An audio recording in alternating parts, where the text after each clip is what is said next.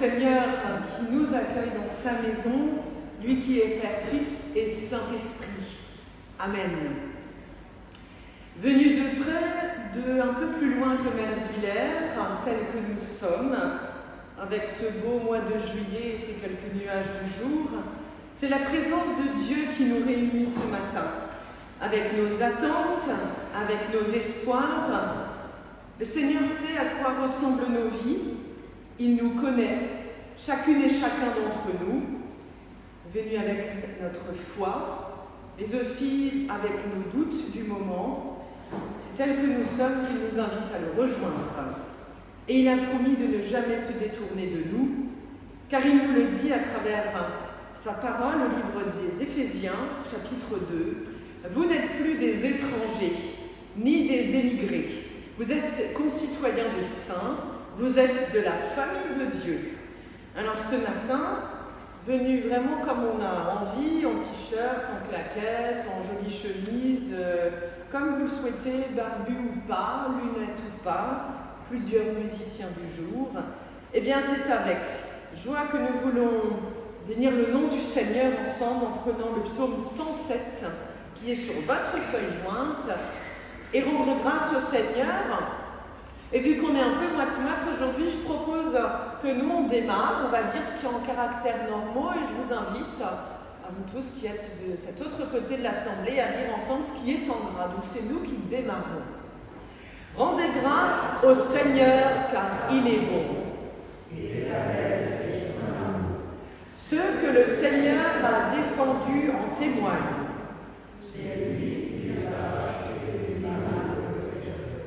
Il les rassembla de tous les pays.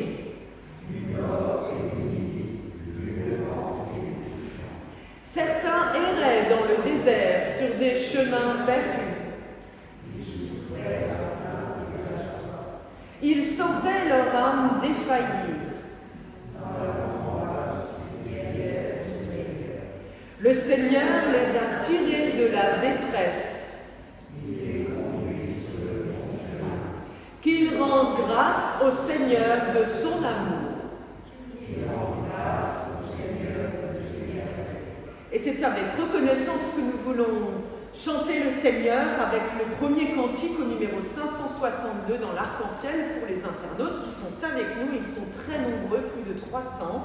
Eh bien, on va chanter ensemble ces 3 strophes en grande assemblée ensemble, présents ou au loin. Et merci Annie et Freddy de nous entraîner dans ce premier cantique. On peut se lever si vous voulez.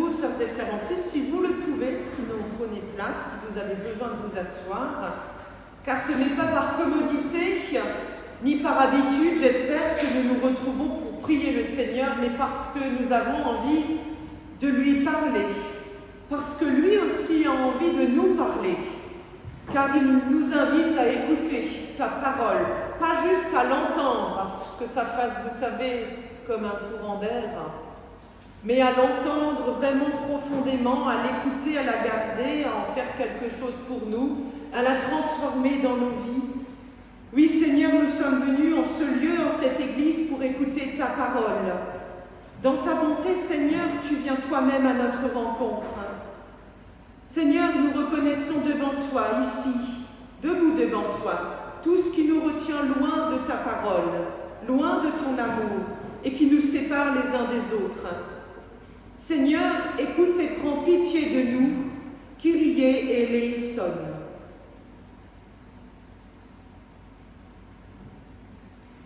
Sœurs et frères en Christ, relevons la tête, car en demandant à Dieu, en lui disant ce qui nous habite au fond de nous, le Seigneur nous fait toujours miséricorde. En Christ, il nous pardonne nos manquements. Et c'est l'apôtre Paul qui l'écrit, Dieu est fidèle. C'est lui-même qui vous a appelés à vivre en communion, les uns avec les autres. Jésus-Christ est notre Seigneur. Alors avec tous ceux qui mettent leur confiance en Dieu et qui trouvent leur joie en Jésus-Christ, chantons l'immense bonheur que Dieu a mis en nous, sa grâce. Pour cet immense bonheur, Alléluia.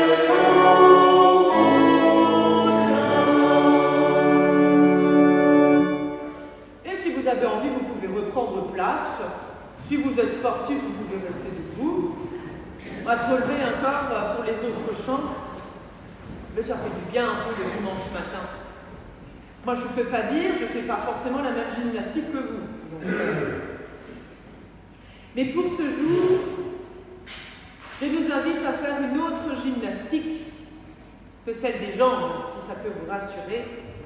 Non pas seulement celle de l'esprit et du cœur, mais celle de notre âme, profondément. Le Seigneur nous invite chaque jour à recevoir le pain de sa parole. Prions-le avant d'ouvrir la Bible et d'y puiser source, force et réconfort et chemin pour nos vies. Seigneur Dieu, tu nous donnes ce pain de la vie présente. Par ta grâce, tu nous offres en Christ la vie éternelle. Seigneur, accorde-nous de recevoir l'un et l'autre dans la reconnaissance toujours et de les partager avec celles et ceux que tu nous envoies, de nous mettre à leur service dans nos vies, là où nous sommes.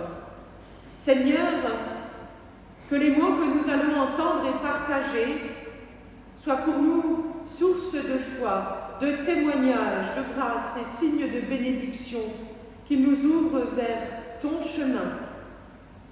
Seigneur, nous te prions par Christ, ton Fils, notre Seigneur, qui vit et qui règne avec toi, Père, et le Saint-Esprit, un seul Dieu pour les siècles des siècles. Amen. Eh bien, on va refaire le Amen après. Tiens, on n'a plus l'habitude de dire Amen dans nos églises. Vous savez ce que ça veut dire? Ça veut dire Amen. Je crois. Je crois. Si vous avez envie d'y croire, alors vous pourrez dire Amen. Et on va ensemble partager Alors, deux lectures. La première issue de l'évangile de Jean, je vous prépare au terrain, quand même, il y a 15 versets. Et la suivante, après les évangiles, donc le premier livre après, le livre des... J'ai pas entendu la motivation, livre des... Ah, c'est bien, ils sont plus réveillés là ce soir. Livre des actes des apôtres. Ça veut dire que aujourd'hui nous avons, pour toute cette semaine qui s'ouvre à nous, nous avons cette possibilité de nous ouvrir, non pas à des choses très anciennes, mais finalement à des choses nouvelles. Un peu comme Jésus puis les apôtres, vous allez l'entendre. Je vous mets en bouche. C'est le cas de le dire, car dans l'évangile de Jean, au 6e chapitre, dans les 15 premiers versets, c'est Jésus qui nourrit 5000 personnes. J'ai dit personnes, parce qu'on met hommes, mais c'est hommes et femmes, 5000 personnes. Il nous est dit, après cela, Jésus s'en alla de l'autre côté du lac de Galilée, appelé aussi lac de Tibériade. Une grande foule le suivait parce que les gens voyaient les signes miraculeux qu'il faisait en guérissant les malades. Jésus monta sur une colline et s'assit là avec ses disciples. La Pâque, la fête des Juifs, était proche. Jésus regarda et vit qu'une grande foule venait à lui. Il demanda donc à Philippe: « Où pourrions-nous acheter du pain pour leur donner à manger à tous ?» Il disait cela pour mettre Philippe à l'épreuve, car il savait déjà ce qu'il allait faire. Philippe lui répondit: « Même avec 200 pièces d'argent, nous n'aurions pas de quoi acheter assez de pain pour que chacun d'eux en reçoive un petit morceau. » Un autre de ses disciples, André, le frère de Simon-Pierre, lui dit: « Il y a ici un garçon qui a 5 pains d'orge et 2 poissons. Mais qu'est-ce que cela pour un si grand nombre de personnes ?» Jésus dit alors: « Faites asseoir tout le monde. » Il y avait beaucoup d'herbe à cet endroit. Ils s'assirent donc. Ils étaient environ 5000 hommes. Jésus prit les pains et après avoir remercié Dieu, il les distribua à ceux qui étaient là. Il leur donna de même du poisson, autant qu'ils en voulaient. Quand ils eurent tous mangé à leur faim, Jésus dit à ses disciples: « Ramassez les morceaux qui restent, afin que rien ne soit perdu. » Ils les ramassèrent et remplirent 12 corbeilles avec les morceaux qui restaient, des 5 pains d'orge dont on avait mangé. Les gens, voyant le signe miraculeux que Jésus avait fait, déclarèrent: « Cet homme est vraiment le prophète qui devait venir dans le monde. » Jésus se rendit compte qu'ils allaient venir l'enlever de force pour le faire au roi. Il se retira donc de nouveau sur la colline tout seul. Amen.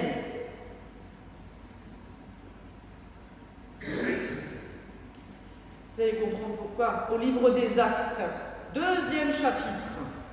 Bon, vous connaissez le démarrage. Je vais vous le refaire. Voilà. Le Saint-Esprit qui est promis aux disciples. L'Esprit Saint arrive. Début du chapitre 2. Il est très long, le chapitre. Parmi les plus ou moins les derniers versets. Mais c'est un découpage un peu. Acte 2, il y a Pierre et les apôtres. Je vous mets dans le contexte. Là, ils sont apôtres, ça y est. Un grand nombre d'entre eux acceptèrent les paroles de Pierre et ils furent baptisés. Ce jour-là, environ 3000 personnes s'ajoutèrent au groupe des croyants. Tous s'appliquaient fidèlement à écouter l'enseignement que donnaient les apôtres, à vivre dans la communion fraternelle, à prendre part au repas commun, à participer aux prières. Chacun ressentait de la crainte, car Dieu accomplissait beaucoup de prodiges et de miracles par l'intermédiaire des apôtres. Tous les croyants étaient unis, ils partageaient entre eux tout ce qu'ils possédaient. Ils vendaient leurs propriétés et leurs biens. Ils répartissaient l'argent ainsi obtenu entre tous en tenant compte des besoins de chacun. Chaque jour, régulièrement, ils se réunissaient dans le temple. ils prenaient leur repas ensemble dans leur maison et mangeaient leur nourriture avec joie et simplicité de cœur. Ils louaient Dieu et ils étaient estimés par tout le monde. Et le Seigneur ajoutait chaque jour à leur groupe ceux qui l'amenaient au salut. Amen.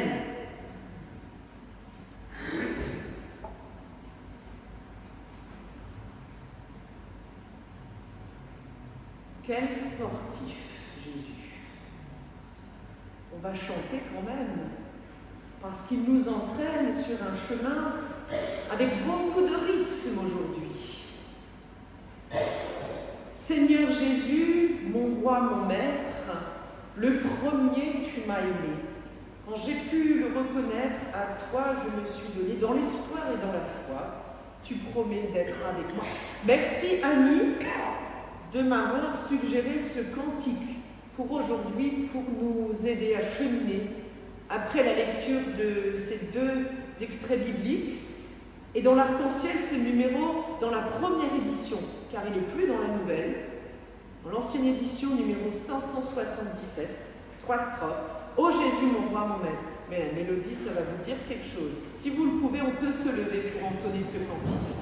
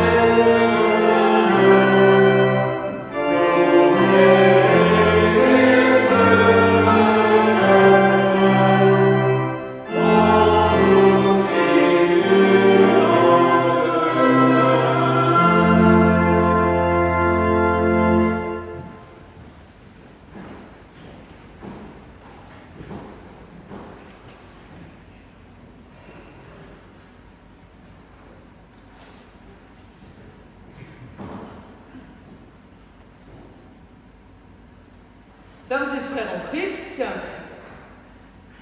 aujourd'hui quelque chose est différent.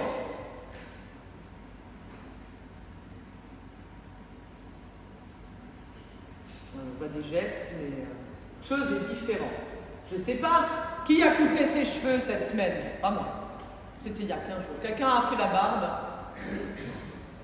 Bon, bah non, Elisabeth, je sais bien. Freddy a coupé les cheveux, non. On est toujours aussi nombreux le dimanche, ça change pas. Quoique, des fois. Avoir comme ça, quand on se retrouve, c'est sympa. On se rencontre. Si on se croise dans la rue, on se dit bonjour, en général, on se reconnaît. À Mertzwiller, au Super U, au rayon fromage, souvent. Je préfère rayon surgelé en été. Je fais souvent des visites, d'ailleurs, au rayon surgelé. Et quand on se rencontre, quand on a nos caddies, ou quand on se voit, je sais pas, dans la salle d'attente du médecin, chez la gynécologue, ça m'arrive aussi, non, on voit aussi, non. Ah, ça va. Rien de spécial. Tout est comme c'est normal, hein. Normal. Ben oui, tout à chacun, le Seigneur nous le dit, vous n'êtes plus des étrangers, ni des émigrés.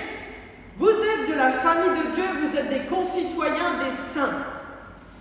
Et puis il arrive, certains vont rire, parce qu'ils le savent, ils l'ont déjà entendu, certains vont, ah, mais je ne vous avais pas reconnu, sans votre... Alors souvent je dis des bretelles, non, mon père qui a des bretelles, j'ai taillé la barbe aussi, donc... Ah, mais je ne vous ai pas reconnu sans la... Vous avez la longue et la courte.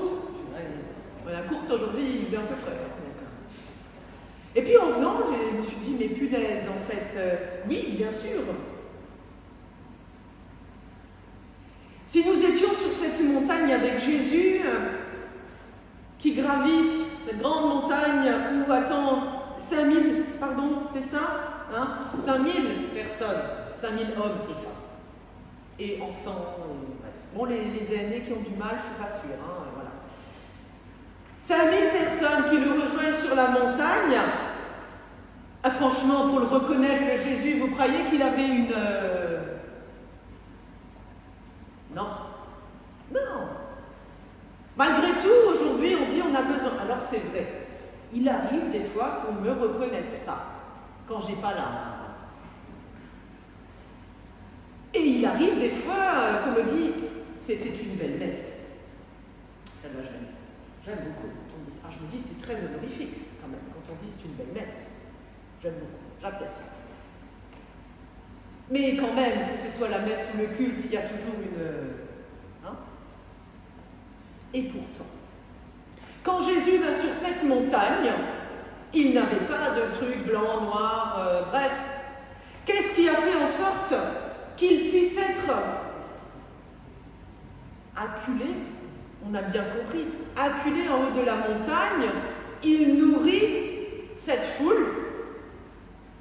Et après, il part.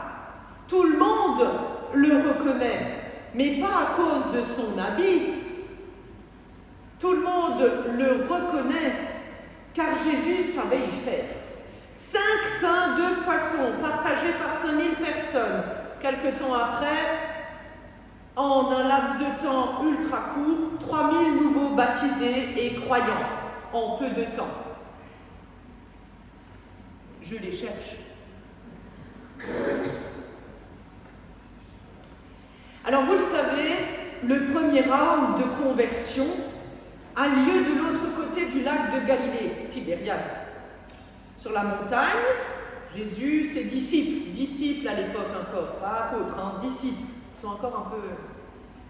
Et le deuxième round de conversion a lieu après que le Christ soit ressuscité. Quand la première église voit le jour, ce moment où je vous ai dit, attention, c'est Pierre et les apôtres, c'est la constitution, c'est l'édification, la création, le moment où la première église voit le jour, et c'était à Jérusalem, bien sûr, sous la houlette de Pierre et des apôtres.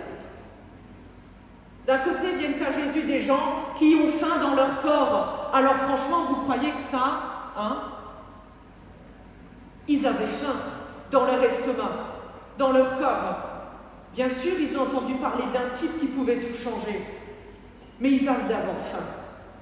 Et Jésus, il a entendu leur appel et il les a nourris là où ils en avaient besoin. Et puis, peu plus tard, pas longtemps après en fait, les apôtres nourrissent tous ces gens qui ont faim dans leur âme. La nourriture qui leur est apportée est à la fois vitale pour la vie terrestre et vitale pour la vie de foi avec le Seigneur. Deux extraits bibliques desquels on peut retenir qui nous montrent un chemin. Ce à quoi nous sommes appelés encore aujourd'hui à diriger nos pas dans la vie au milieu de nos familles, de nos semblables, avec à l'esprit et dans le cœur l'assurance que nous sommes tous de la même famille. Et dans la même famille, on porte tous des trucs différents. Aucun n'est étranger à Dieu. Déjà du temps de Jésus, de son vivant, tout un chacun est venu à lui. Jeunes, adultes, bien portants, un peu malades, aidés pour gravir. Là n'est pas la question de qui finalement va le voir. Dans le même ordre d'idées, dans la première église à Jérusalem, ce qui importe, et on nous le dit, parce qu'entre-temps les disciples sont devenus apôtres, ils ont tout saisi, c'est comment les uns et les autres, comment nous aussi aujourd'hui nous vivons au quotidien cet appel à nous nourrir de l'amour de Dieu, à le faire fructifier, grandir dans nos vies par la foi. Comment entendons-nous? Est-ce que nous écoutons encore sa parole? Est-ce que nous la mettons en pratique dans nos vies? Ou avons-nous tout le temps besoin d'avoir des trucs pour nous faire entendre? En regardant de près cet extrait biblique du livre des Actes, d'emblée, on peut être frappé par l'autorité. Ce n'est pas celle des types qui suivent Pierre ou de Pierre, ce n'est pas celle des apôtres, pas parce qu'ils sont apôtres, mais c'est de la parole qui leur est confiée, de cette parole qui sort de leur bouche. C'est de cette parole que naît la foi et qui ouvre les cœurs, les transforme, les convertit. Convertit tous les gens. Punaise, 3000 nouveaux baptisés. Non, on en a baptisé une la semaine dernière et en plus c'était ma fille. Alors vous imaginez 3000. Et là vous vous dites, oh punaise, elle va s'énerver. Non, pas du tout. 3000 personnes qui s'ajoutent au groupe des croyants. Ils acceptent les paroles de Pierre. Ils acceptent les paroles de Pierre. Pas ils acceptent Pierre. Tous vivent alors un catéchisme existentiel. Ils découvrent ce qu'est faire partie d'une famille. Une famille qui a des problèmes, comme tout le monde, qui se soucie pourtant de chacun, qui partage la nourriture, ils prient ensemble, ils s'entraînent les uns les autres, ils s'entraident. Alors déjà, on peut se le dire qu'en fait, ça n'est rien de plus que ce que devrait être la vie en Église au quotidien. Je le redis, de ce que devrait être. Mais j'aime bien dire les mais cela n'est en pratique plus notre lot quotidien. Bah oui, hein. Il y a des lieux où ça fonctionne encore. Les agapes, les temps où on fait plein de repas communautaires. Bref, mais nos modes de vie ont tellement à tous évolué, changé, nos pratiques, même les nôtres, surtout les nôtres. Nos pratiques aussi ont évolué, ont changé, se sont transformées, adaptées, modifiées. Et tout ce que nous vivons, et aussi, c'est un peu pareil que ce que vivent ces nouveaux croyants, ces nouveaux baptisés, un souffle nouveau. Eux, ils le vivent au quotidien. Et nous, on le vit quand? Regardons quand on le vit. On le vit lors d'événements. Oui, l'Église est devenue événementielle. Oui. Pensons au repas. Pensez à votre repas de famille. Pensez aux fêtes de famille. Pensez aux mariages, aux enterrements, aux baptêmes, aux confirmations. Sinon, au temps d'été, lorsqu'il y a des camps de jeunes encore, des week-ends famille, à la neige, bricolage Noël, Pâques, bref. L'Église est événementielle. Mais l'Église des hommes n'est pas vouée à perdurer. C'est l'Église du Christ qui est invitée à demeurer et à siéger en nous. Chacun reconnaît l'autorité de Dieu, car il accomplissait beaucoup de prodiges et de signes extraordinaires par l'intermédiaire des apôtres. Dieu est à l'œuvre là où on ne l'attend pas, parmi des gens qui ont un t-shirt, qui ont juste envie d'y croire, qui y croient, qui veulent tout faire pour vivre leur foi et encourager les autres à faire de même. Le prodige aujourd'hui, et c'est là où je ne dirai pas mais c'est là où je vais faire un truc parce que vous allez comprendre pourquoi. Le prodige aujourd'hui, c'est qu'on est doué pour inventer des signes. Mais on le fait. Le prodige, c'est qu'encore aujourd'hui, au milieu des églises qui se vident, il y a encore la place aujourd'hui, eh bien, il y a quand même des forces, des énergies de foi qui renouvellent les lieux communautaires, nos lieux communautaires. Il y a encore et toujours des gens qui s'engagent. Il y a encore et toujours des célébrants, des pasteurs. Pourtant, les temps où les pasteurs changent de poste et s'en vont en sont le meilleur exemple pour cela. Car lorsqu'un pasteur s'en va, ça donne de la place aux croyants de se saisir pleinement de cette église, pas juste l'église locale, pas juste la paroisse, de leur église, et de prendre leur part. Et le Seigneur ajoutait chaque jour à leur groupe des personnes qui l'amenaient au salut. J'ai envie de vous dire aujourd'hui, vous n'avez pas besoin de moi. Ouais, et c'est pas une nouveauté. Non, c'est vrai, Alfred, vous n'avez pas besoin de moi. C'est ce que nous pourrions espérer. N'est-ce pas déjà ce que nous vivons quelque part? Déjà tous, on attend des choses de là. Alors quand le pasteur revêt cet habit, on lui confère une autorité, un truc. Franchement, c'est égal. Car ce qui naît de l'autorité naît d'abord de la foi. Dans notre foi, à chacune et chacun, dans votre foi. Et c'est cela qui fait autorité. C'est ce à quoi nous sommes invités.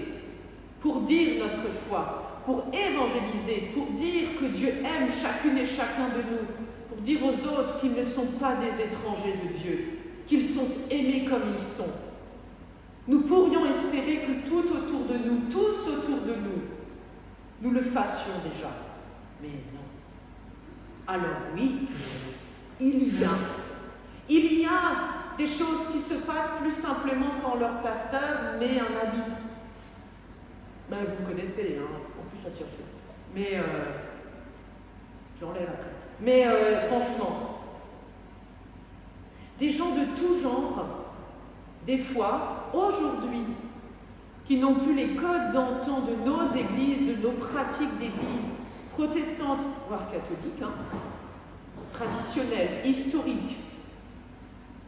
Des gens d'aujourd'hui, des futurs nouveaux croyants, prennent contact, de gens de tout genre avec nos paroisses, avec notre paroisse, cherchent un lieu où partager avec sincérité, avec joie, avec reconnaissance. Et j'en ai plein des exemples comme ça. Toutes les semaines, je me fais bouleverser par des gens qui appellent, des gens qui nous contactent par Internet. Quand on dit que 306 personnes se connectent pour vivre le culte à distance, ne pourrions-nous pas, nous, ici présents, être dans la joie et la reconnaissance et dire « Merci Seigneur, nous ne sommes pas seuls. » Vous vous rendez compte? Nous sommes une grande assemblée, nous sommes tous de la même famille. C'est ce que cet extrait biblique a d'actuel au livre des Actes. C'est ce que nous dit justement Pierre. Cela trouve écho à la suite des apôtres, à l'invitation du Christ sur sa montagne. Oui, bien sûr, il part après, il fuit carrément parce qu'ils ne comprennent pas tout de suite qu'il n'est pas le roi à ériger comme gouvernant. Christ nous dit que personne n'est en dehors de Dieu et de son amour. Si nous devons transformer nos manières de vivre en Église, ne nous attachons jamais à des trucs comme ça. Mais si certains en ont besoin aujourd'hui pour venir, pour trouver un lieu où ils puissent se ressourcer, s'apaiser, où ils puissent dire leur foi et que cela puisse conduire seulement l'Église du Christ, alors nous le ferons et nous le vivrons. Sœurs et frères en Christ, ne nous attardons pas sur le passé. L'Église était là hier, elle sera là aujourd'hui et demain, avec ou sans nous. Ne nous attardons pas sur les manières d'antan. Vous imaginez, si j'avais fait un culte il y a 50 ans comme ça, il y a des trucs révolus. On n'y peut rien, qu'on soit d'accord ou pas. Jésus l'a vécu, il l'a dit. Il l'a annoncé. Pierre l'a vécu. Il a déjà vécu les bouleversements que le Christ avait annoncés. Ses apôtres l'ont vécu. Il nous montre un chemin, fait d'abord d'accueil inconditionnel envers toutes et tous, d'ouverture et de bonté. Nos idées, nos manières de nous y prendre aujourd'hui seront toujours différentes des anciennes époques et de demain. Ça sera toujours ringard ce qu'on fait aujourd'hui ou ce qu'on vit aujourd'hui par rapport à demain. Mais toujours mieux qu'hier. Voilà. Ou un peu trop progressiste. Mais si nous ne mettons pas en pratique, si nous n'essayons pas de mettre en pratique cette invitation à suivre le Christ et à annoncer sa parole de grâce, cela ne servira à rien. Ne servira personne. Et nous ne desservirons que le Christ. Et nous taperons à côté de notre foi. Si nous croyons en Dieu, alors nous aurons toujours toutes les forces nécessaires. Et le Seigneur nous revêtira lui-même de sa grâce, quelle que soit la couleur, pour continuer la route en Église, peu importe les formes qu'elles vont prendre, même ici chez nous, d'ici quelques mois, puisqu'il y aura aussi des petits changements. Peu importe les lieux, les événements, pour mettre en pratique cela, il y aura toujours du monde pour recevoir la parole. Du monde inattendu, saurons-nous leur faire bon accueil, vraiment accueil. Dieu donne sa parole à ses enfants, à nous tous, à vous tous, pour qu'elle soit semée, qu'elle fructifie. Alors soyez vraiment et sincèrement des semeurs en joie et en vérité. Dieu sera toujours là. Vous n'êtes plus des étrangers. Vous êtes de la famille de Dieu, concitoyens des saints. Comportons-nous ainsi. Amen.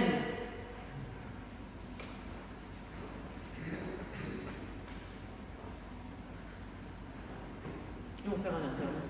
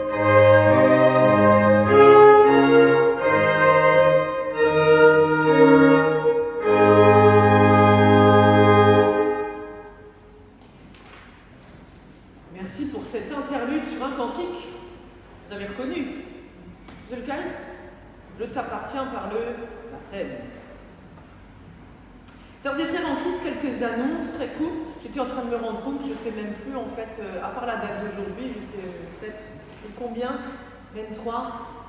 Ouais, ben c'est le 30 qu'on a culte la semaine prochaine, c'est le 30, hein, c'est ça, il me semble, je crois. Elisabeth, c'est ça le 30. Hein. Dimanche prochain, le culte aura lieu à Mitesheim à 10h. Normalement, vous me verrez encore. Voilà, je serai aussi en sandales. Voilà.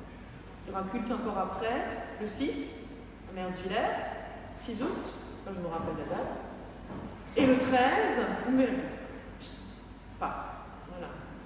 Et après, vous aurez la chance d'avoir les prédicateurs qui seront là.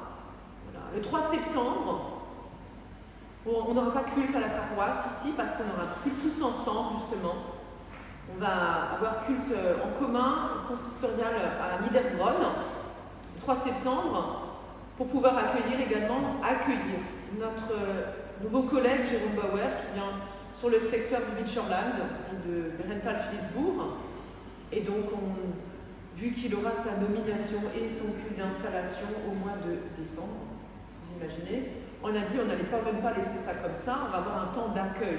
On a dit ah non, on fait un petit temps d'accueil officiel au moins pour que vous puissiez tous le rencontrer, parce qu'il tournera sur le consistoire aussi avec nous, donc voilà. Il est grand, Jérôme, hein. Vous ne pourrez pas le louper, il est grand. Donc, voilà, mais pas que vous soyez étonnés. Voilà. Nous avons, durant ces 15 derniers jours à peu près, nous avons dans notre paroisse accompagné 6 familles dans le deuil. Ça n'est pas rien. Sur Mertzwiller et Mitesheim. Notre communauté paroissiale reste, on peut le dire, éprouvée aussi. Si je le dis, c'est parce que c'est quand même beaucoup pour notre paroisse. Et c'est quelque chose qui, malgré tout, comme je l'ai dit avant, permet de rencontrer justement un certain nombre de personnes et aussi permet aussi de témoigner ensemble de l'Évangile. En tout cas, je remercie Elisabeth parce que c'était sportif, on va le dire aussi. Voilà, une famille nous a offert à la paroisse ce cœur qui était posé près d'un des cercueils. Et donc, a dit voilà, ça sera pour le culte de ce dimanche, voilà, pour la communauté. Voilà, très joli, vraiment. Tu as réussi à comprendre, c'est super. Merci aux deux musiciens du jour. Et au départ, Freddy devait venir seul jouer du saxo. Et en fait, Annie est venue. Annie, elle est très contente que tu puisses être parmi nous aujourd'hui, que tu aies la force de venir pour jouer. Et ça requinque, ça fait du bien, je le sais, et ça nous fait du bien aussi. Merci à vous deux, merci à toi d'avoir pu venir. Merci à toi. Merci Elisabeth et Liliane pour le service du jour. Vous retrouverez tout à l'heure le culte en ligne. Et vu que c'est la période estivale, soyez rassurés, quand je ne serai pas là, il ne se passera rien. Hein. On est d'accord, hein. Calme, hein. Ça suffit maintenant. C'est Monique Guizebrecht qui me remplacera. Voilà. Mais elle n'a pas trop envie, en fait. D'accord. Voilà. De toute façon, il n'y a plus de baptême pour l'instant. Donc, voilà. Il n'y a pas de mariage à la paroisse cette année. Donc, on fait avec. Voilà. Mais ça viendra, soyez rassurés. Je commence à avoir des appels pour des mariages pour juin, juillet, mais pas pour notre paroisse, mais pour d'autres paroisses, mais ça va venir. D'ores et déjà, je vous souhaite, si vous le pouvez, avoir un temps de repos d'été, pour vous reposer, aussi vous apaiser. Si vous voyez les petits-enfants, arrière-petits-enfants, la famille, profitez-en bien. C'est important. Nous allons prier les uns pour les autres, et les uns avec les autres ensemble. Je vous invite à l'intercession. Si vous le pouvez, on peut se lever pour cette prière et pour le Notre Père.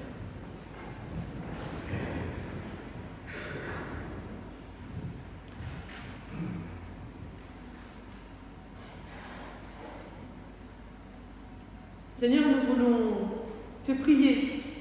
Nous voulons bénir ton nom, Seigneur, car tu nous donnes tout ce dont nous avons besoin pour vivre.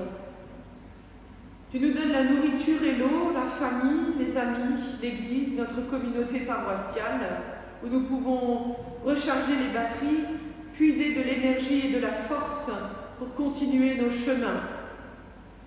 Nous pensons à celles et ceux qui n'ont vraiment pas de quoi vivre.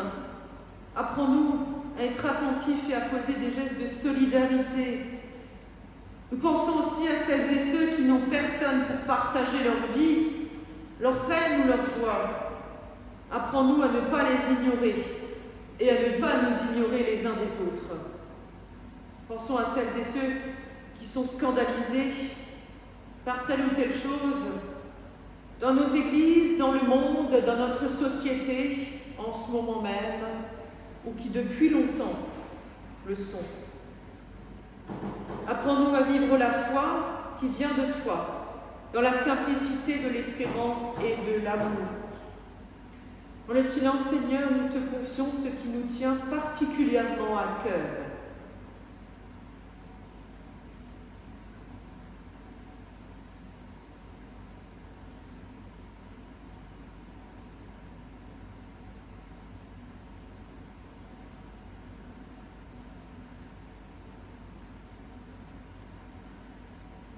Jésus-Christ, tu nous offres le pain de vie et tu nous appelles à le partager.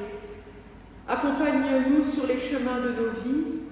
Toi qui es béni pour les siècles des siècles, nous te disons, notre Père qui es aux cieux, que ton nom soit sanctifié, que ton règne vienne, que ta volonté soit faite sur la terre comme au ciel. Donne-nous aujourd'hui notre pain de ce jour. Pardonne-nous nos offenses, comme nous pardonnons aussi à ceux qui nous ont offensés. Et ne nous laisse pas entrer en tentation, mais délivre-nous du mal, car c'est à toi qu'appartiennent le règne, la puissance et la gloire, pour les siècles des siècles. Amen. Il y avait plus de conviction sur ce Amen. On va s'entraîner à le dire.